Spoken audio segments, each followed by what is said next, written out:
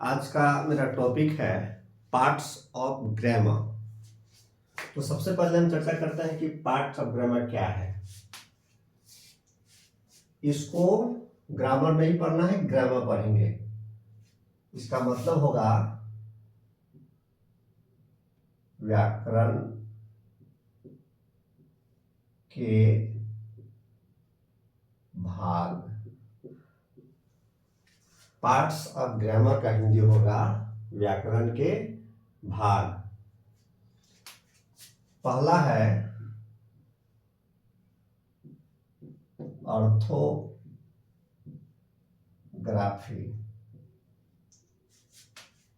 इसको हिंदी में कहते हैं वर्ण विचार।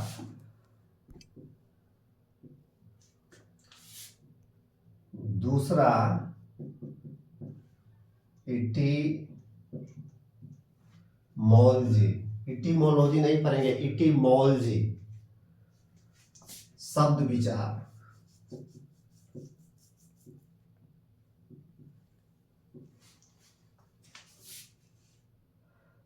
तीसरा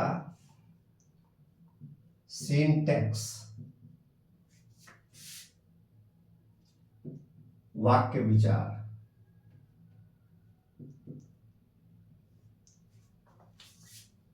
चौथा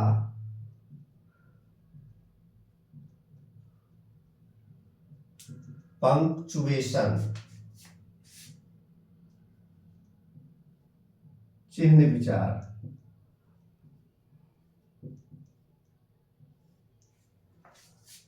पांचवा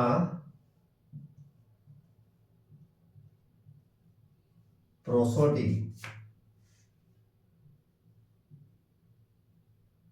छंद विचार। एक बार पुनः इसको समझे। पार्ट्स ऑफ ग्रामर, क्या पढ़ेंगे इसको? Parts of grammar. इसको अब पढ़ना है और इसको ग्रामर पढ़ना है।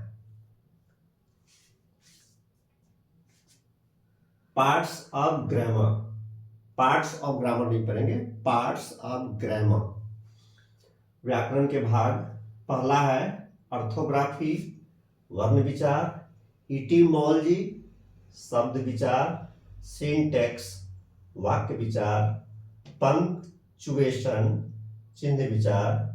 प्रोसोडी, छंद विचार। फिर पढ़ते इसको। ऑर्थोग्राफी, वर्ण विचार। इटीमोलॉजी, शब्द विचार। सिंटैक्स, वाक्य विचार। पंक्चुएशन, चिन्ह विचार। प्रोसोडी, छंद विचार। इसके बारे में और हम जान ले। One who is worst in grammar is called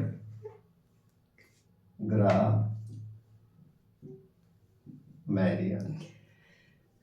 इसका हिंदी होता है व्याकरण।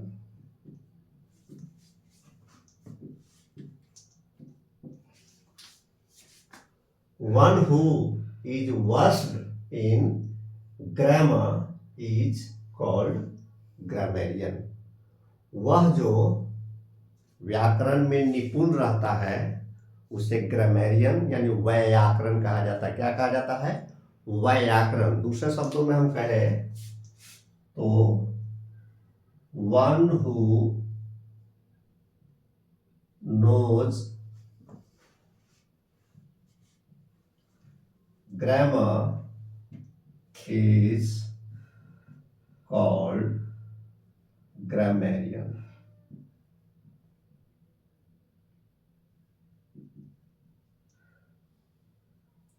हिंदी व्याकरण।